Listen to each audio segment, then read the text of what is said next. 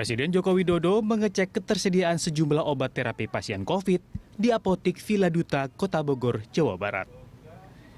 Presiden berbincang dengan petugas apotek untuk memastikan ketersediaan sejumlah obat, namun obat-obatan yang ditanyakan Presiden tidak tersedia.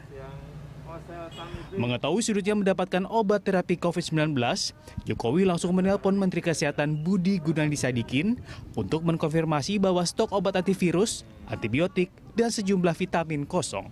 Saya mau mau cari obat antivirus yang oseltamivir. Sudah kosong, Pak. Nggak ada? Nggak ada. Terus saya cari kemana kalau mau cari? Nah itu, kita juga sudah tidak dapat barang. Sudah berapa hari nggak ada oseltamivirnya? Itu kalau yang generik sudah lama, Pak. Nah, kemarin itu masih ada merek Luvir. Itu patennya. Tapi... Halo Pak Menteri. Iya Pak Presiden. Selamat sore. Siap, Pak Presiden. Pak, saya cek ke apotek. Iya. Apotek di Bogor ya. Ini saya cari obat antivirus oseltamivir nggak ada.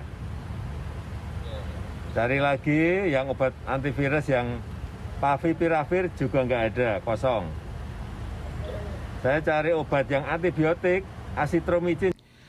Ada beberapa obat terapi COVID yang dicari Presiden Joko Widodo. Di antaranya oseltamivir, merupakan antivirus untuk influenza tipe A dan B. Biasanya, obat ini dijual dengan harga Rp26.500. Ada juga favipiravir, merupakan antivirus untuk pasien COVID-19 dan juga pernah dipakai obat eksperimental untuk wabah Ebola. Obat ini dijual dengan harga Rp22.500. Ada juga obat terapi COVID-19 yaitu azitromisin yang merupakan antibiotik untuk warga isolasi mandiri gejala ringan yang dijual dengan harga Rp1.700 dengan bentuk tablet dan infus dengan harga Rp95.400. Selain itu ada vitamin D3 1000 IU atau 5000 IU. Vitamin D dikhususkan untuk pasien isolasi mandiri untuk meningkatkan daya tahan tubuh. Dan zinc merupakan mineral penting yang dibutuhkan tubuh untuk regenerasi sel. Tim Liputan, Berita 1.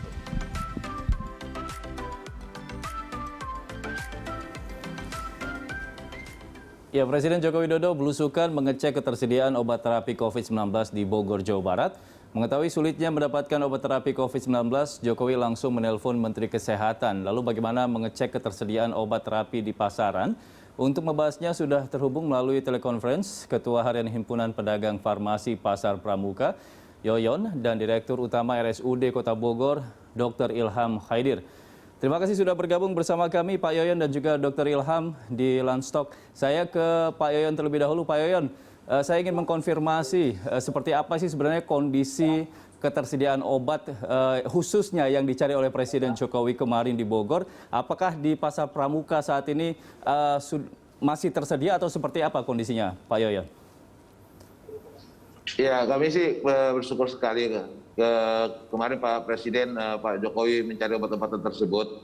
Sementara di kami udah hampir 1 bulan ini kosong obat-obatan tersebut. Jadi kami bersyukur mudah-mudahan Pak Jokowi bisa mendistribusikan melalui kesehatan ke Pasar Pramuka, Mas. Kosong ini karena apa? Apakah memang habis dibeli oleh masyarakat karena panik buying atau apa kira-kira Pak Yoyon? Ya, obat-obatan ini kan obat-obatan itu tersendiri sebelumnya memang kurang jalan di Pasar Pramuka ini atau kurang laku lah. Jadi stok kami memang tidak banyak. Gitu. Cuma belakangan ini memang masyarakat setelah membaca dari beberapa media atau medsos bahwa obat ini bisa membantu terapi COVID, baru rame-rame mencari. Nah, setelah habis di Pasar Pramuka, kami meminta lagi ke PBF, ke pedagang usaha farmasi. Mereka mengatakan barang ini lagi kosong. Nah, kosongnya kenapa tidak dijelaskan ke kami gitu, Mas. Ya, ini 2 obat antivirus seperti Avirpemavir dan juga oseltamivir ini tidak ada di Pasar Pramuka. Tapi seperti Evermatin seperti apa? Apakah ada ketersediaannya di sana? Sama, ivermectin pun sementara ini udah kosong 1 bulan ini. Jadi yang biasa dicari oleh masyarakat Jadi, saat ini untuk obat terapi COVID apa di Pasar Pramuka, Pak Yoyon? Iya, yang dicari masyarakat memang obat-obatan tersebut. Cuma ada beberapa yang mencari, mungkin masyarakat sudah mulai mengetahui ada jenis-jenis obat yang mendekati itu. Seperti azitromisin, mereka mengganti dengan levofloxacin. Atau misalkan oseltamivir, mereka mencari dengan aciclovir. Nah, sedekat apa itu saya juga tidak mengerti. Cuma mereka sudah coba untuk mencoba-coba mencari pengganti obat-obatan tersebut gitu, Mas. Oke, jadi mereka mencari penggantinya ya.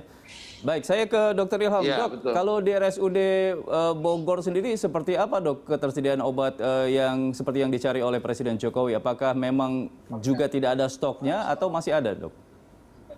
Jadi kalau di RSUD sendiri, kita ini persediaannya dapat dari Dinas Kesehatan Kota, Dinas Kesehatan Kota dari Dinas Kesehatan Provinsi, dan dari Kemenkes. Kemudian kondisinya emang saat ini karena jumlah supply and demand ini nggak seimbang ya.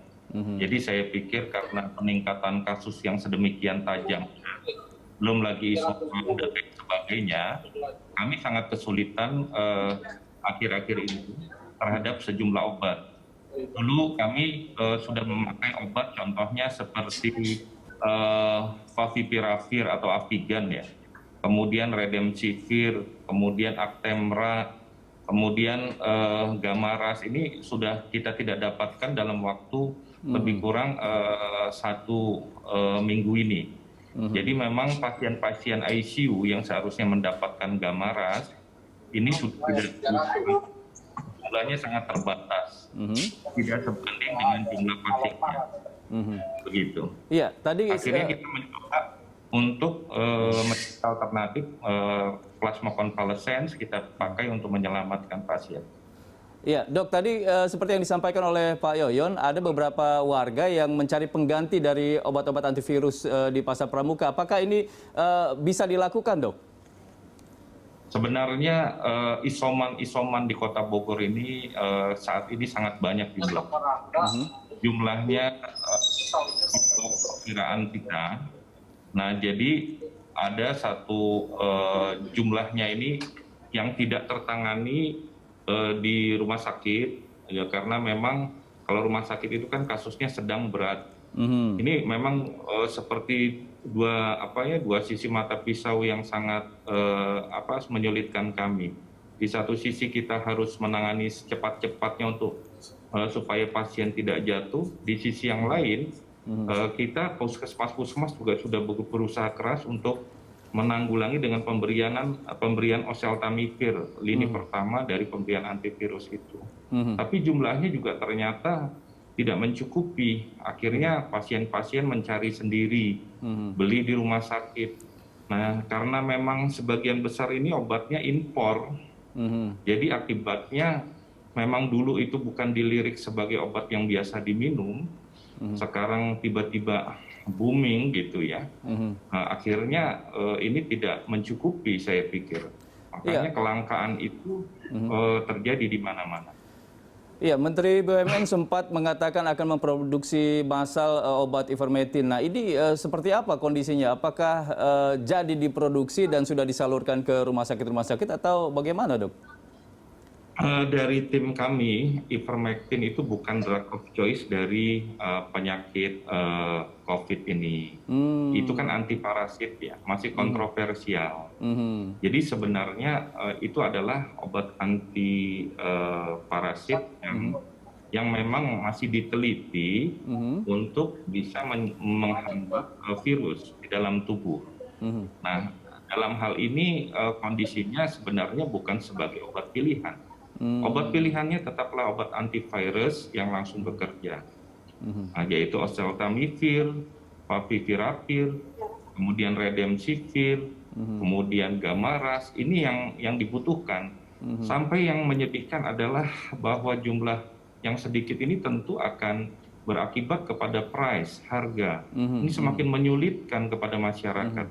Jadi ini seperti mata rantai oksigen juga yang sama kondisinya, di mana ketika demand and supply tidak seimbang, maka rantai distribusi terganggu, maka akan menjadi sulit di dalam penanganan.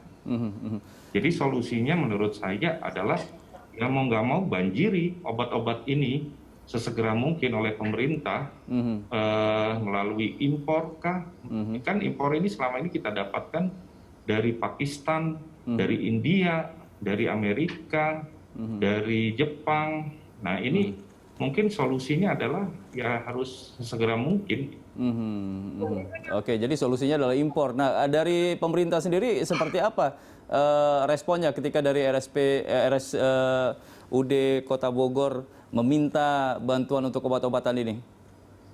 Selama ini saya lihat Dinas Kesehatan Kota, Dinas Kesehatan Provinsi maupun Kemenkes itu bekerja sangat keras untuk menyediakan. Begitu kita ada permintaan melalui satu rute elektronik yang kita laporkan, itu langsung direspon. Tapi permintaan itu tidak akan sesuai dengan apa yang kita minta karena harus berbagi. Jadi memang jumlahnya yang sedikit inilah yang menjadi penyebab sebenarnya. Oke, baik, saya ke Pak Yoyon. Pak Yoyon, kalau dari sisi harga sendiri sebenarnya harga untuk Favipiravir ini berapa harganya sebelum banyak permintaan seperti saat ini? Ya, kalau sebelum-sebelumnya sih masih standar harganya, masih 120 sampai dengan 150.000 per boxnya gitu. Cuma seperti kayak Pak Dokter katakan tadi, di barang tidak ada kemudian permintaan melonjak, ya otomatis kasihan masyarakat, otomatis harga menjadi meningkat jauh gitu. Cuman kami dari Himpunan Pedagang Farmasi Pasar Pramuka menghimbau ke pedagang-pedagang kami untuk mempunyai sedikit saja etika berdagang gitu. Jadi ada kata pun naik, ya naikkanlah sekitar 10% atau 25%. Jangan berlipat-lipat. Karena apa? Kalau dia berlipat-lipat ya akan berhadapan dengan hukum jadinya. Seperti kayak gitu, Mas. Tapi dari hasil temuan Pak Yoyon sendiri, ada pedagang nakal yang mungkin bisa menaikkan harga Favipiravir ini berapa rupiah begitu? Berapa persen? Ya ada 1-2 pedagang yang memang menaikkan harga sampai dengan hampir 100%. Menaikkan harga itu, dan memang langsung saya bersyukur sama Allah gitu, langsung ditindak sama Polda Metro Jaya dan akhirnya mereka berhadapan hukum sekarang gitu. Begitu, Mas. Nah, kalau di Bogor sendiri, gimana untuk menambahkan Pak Yoyon, di Bogor sendiri sudah ada yang ditindak dan ada yang menimbun gitu loh, obat antivirus dan dijual dengan harga yang tidak sesuai. Ada 3 ya apotek yang sudah ditindak oleh Polresta Kota Bogor agar mengendalikan distribusi dan harga. Ya, tapi kalau di pasar pramuka sendiri, alhamdulillah tidak ada penimbunan gitu. Karena kita tahu semua. Kalau yang di Bogor ini ada penimbunannya berapa banyak, Dok? Tidak terlalu banyak ya. Jadi tapi ya memang kondisinya langka. Nah itu saya dapat kabar kemarin ya dari rapat Satgas. Kondisinya memang seperti itu. Tapi insya Allah dengan pengawasan yang ketat dari pemerintah kota dan jajaran Kapolresta, aparat penegak hukum dari kejaksaan juga, itu mereka selalu mengawasi dengan ketat agar jangan sampai terjadi keadaan-keadaan yang bisa merugikan masyarakat. Oke, baik. Dr. Ilham dan juga Pak Yoyon, kita akan lanjutkan lagi dialog kita ke segmen berikutnya. Kita break dulu. Pemirsa, kami akan segera kembali usai.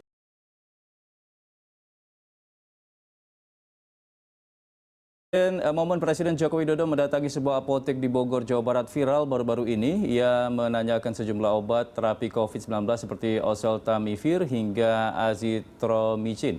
Namun sebagian besar kosong. Jokowi lantas menghubungi Menteri Kesehatan Budi Gunadi Sadikin dan melaporkan temuan soal kekosongan obat terapi pasien COVID-19.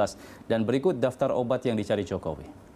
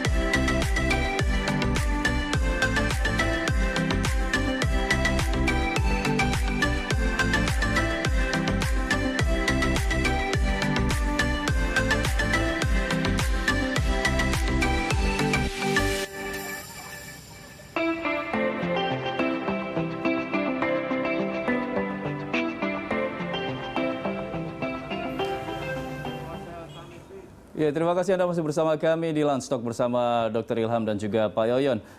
Dok, kemarin ini kan Presiden Jokowi langsung menelpon Menkes Menteri Budi Gunadi Sadikin, dan respon dari Menkes sendiri mengatakan bahwa ada beberapa obat seperti yang dicari oleh Presiden, yaitu Favipiravir ini di apotek Kimia Farma Tajur Baru, kemudian juga Kimia Farma Juanda, dan Kimia Farma di Semplak Bogor ada sekitar 4.000, 4.300, 4.200.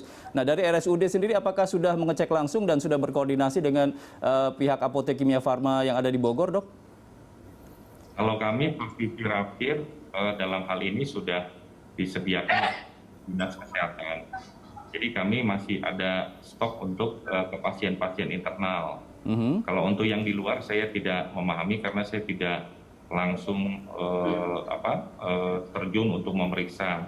Tapi yang jelas distribusinya adalah ketika kebutuhan yang harus dibeli oleh BLT dari RSUD sendiri untuk memenuhi, misalnya habis dan stok kosong, kita akan minta ke pabrik obat akan menunjuk distributor, kemudian kita beli, kemudian selama ini kita tapi ada beberapa dalam waktu 2 minggu belakangan ini mulai terjadi adanya suatu kelangkaan yang kami temukan. Jadi kemarin kalau sementara Kemenkes sendiri sudah menyediakan link untuk bisa dihubungi melalui telemedicine dari Kementerian Kesehatan. Jadi bisa langsung, dan kami sudah mencoba ada yang namanya telekonsultasi. Telekonsultasi ini kita misalnya ada membutuhkan obat-obatan dan lain-lain. Ini dalam waktu dekat ini nanti akan ada semacam obat yang bisa dihubungi kemana dan bagaimana. Yang kami harapkan sebenarnya rantainya itu tidak terlalu sulit, karena jangan dibiarkan pasien-pasien isoman ini untuk keluar rumah mencari obat sendiri. Kenapa? Karena kalau dia isoman dia keluar toh. Kalau keluar dia menyebarkan, dia akan memaparkan kepada orang. Jadi mau tidak mau secara sistematis harus ditangani oleh kita di Bogor sendiri. Dari puskesmas itu sudah cukup sigap untuk mengawasi masyarakat, hanya karena jumlahnya yang kurang SDM kesehatan dibandingkan dengan masyarakat yang terkena pada isoman-isoman itu, maka harus dibantu oleh relawan-relawan ini. Nah, akhir-akhir ini keluhan dari telekonsultasi ini, tenaga-tenaga relawan dari dokter ID cabang Kota Bogor itu adalah di puskesmas juga agak terbatas oseltamivir-nya. Jadi dalam hal ini hanya obat-obatan vitamin, hanya obat-obatan yang kita berikan dari pemerintah, dari puskesmas langsung. Oke. Pak Yoyon, tadi Pak Yoyon kan mengatakan bahwa stok di Pasar Pramuka sudah tidak ada lagi untuk obat-obat antivirus yang seperti yang dicari oleh Presiden Jokowi. Nah, ini bagaimana proses permintaan dari para penjual obat di Pasar Pramuka kepada, mungkin tadi disampaikan oleh Dr. Ilham, ini kan diimpor langsung dari luar begitu. Nah, ini proses distribusinya seperti apa, Pak Yoyon? Ya, sebenarnya beberapa jenis obat-obatan tersebut kan sudah ada diproduksi di Indonesia. Seperti kayak oseltamivir sendiri kan Indofarma, azitromycin sendiri kan dari Kimia Farma, kan begitu. Itu kan punya pemerintah semuanya. Jadi kami sih berharap pemerintah segeralah menggelontorkan dana itu untuk memproduksi itu sebanyak-banyaknya. Nah, kemudian jangan difokuskan hanya ke satu titik, ke Kimia Farma saja untuk mendistribusikan. Kami pun pedagang Pramuka siap membantu pemerintah untuk mendistribusikan obat tersebut. Kenapa? Kami kan bekerja sama juga dengan Polsek Matraman di sini, Polres Metro Jakarta Timur, untuk mendatangi para pasien-pasien yang isoman tersebut. Jadi kata Dr. Ilham tadi, jangan mereka keluar, tapi kita yang datang. Nah, kami pun udah banyak menjadi relawan tanpa dibayar. Kami akan serahkan obat-obatan itu, akan kami bantu mereka sampai ke rumah mereka. Nah, jadi kami minta ke pemerintah, jangan hanya satu titik yang membuat masyarakat akhirnya menjadi galau sendiri, menjadi bingung. Nah, kami siap bantu pemerintah. distribusikan ke kami yang Pramuka ini yang terbesar se-Asia Tenggara, pasar obatnya. Kita sama-sama kita bantu untuk menanggulangi COVID-19 ini, Mas. Iya, tapi mungkin ada kekhawatiran kalau seandainya didistribusikan di luar apotek di luar dari milik pemerintah, ada kekhawatiran nanti malah justru ditimbun atau juga harganya terlalu mahal. Nah, ini bagaimana menjamin pengawasannya, Pak Yoyon? Ya itu tadi kan sudah saya bilang, seperti saya katakan tadi, kami kan sudah bekerja sama dengan Polsek Matraman dan Polres Metro Jakarta Timur, serta dari kelurahan dan puskesmas kelurahan. Jadi kita tetap didampingi oleh mereka semua. Jadi pendistribusiannya itu sendiri kita berikan atas dasar dari puskesmas tersebut. Jadi ada beberapa, setiap kelurahan itu ada berapa pasiennya, puskesmas kekurangan obat-obatan, kami bantu, sama-sama kita berikan. Baik, artinya dari Pak Yon ada jaminan bahwa obat yang disalurkan tidak akan ditimbun dan juga dinaikkan harganya, begitu Pak Yoyon ya? Baik, Pak Yoyon, kita akan lanjutkan lagi, Dr. Ilham. Saya jamin. Baik, kita akan lanjutkan lagi dialog kita ke segmen berikutnya, tapi kita break dulu. Pemirsa, kami akan segera kembali saja. Anda masih bersama kami, pemirsa. Kembali kita lanjutkan dialog kita bersama Dr. Ilham dan juga Pak Yoyon. Dok, terakhir ini kira-kira apa masukan Anda, himbauan Anda juga mungkin kepada pemerintah untuk segera melakukan pengadaan obat-obat yang langka ini, kemudian juga himbauan kepada masyarakat yang saat ini sedang butuh-butuhnya ini obat-obat antivirus karena pandemi COVID-19 ini, Dok. Jadi harapan saya sebenarnya kita memang harus memang ada sebagian obat yang diimpor atau sebagian obat yang diproduksi. Tapi yang diproduksi sendiri ini masih sekelas obat yang tadi disebut oleh Dr. Yoyon. Jadinya itu adalah kita impor. Mungkin ini harus dipercepat prosesnya, diawasi. Kepada pedagang-pedagang juga harus diawasi distribusinya. Berikutnya adanya suatu keadaan kita masyarakat dipermudah untuk akses ya. Aksesnya satu-satunya jalan adalah berdasarkan konsep wilayah. Konsep wilayah ini adalah puskesmas. Jadi dukungan kepada puskesmas dan dinas kesehatan itu harus kuat powernya. Sehingga jumlah tenaga medisnya kan terbatas. Maka ditambah dengan bagaimana caranya, apakah dengan relawan-relawan yang mau dengan pelatihan dan lain sebagainya. Benar-benar OTG yang isoman ini bisa dengan mudah mengakses.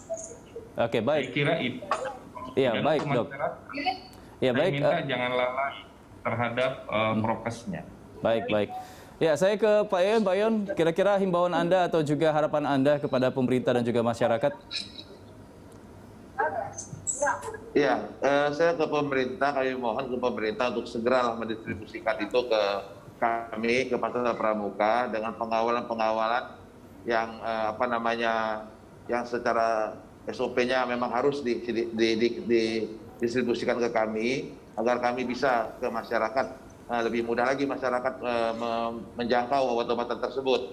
Nah, untuk masyarakat sendiri, obat yang paling ampuh itu tidak ada lain hanya menggunakan masker.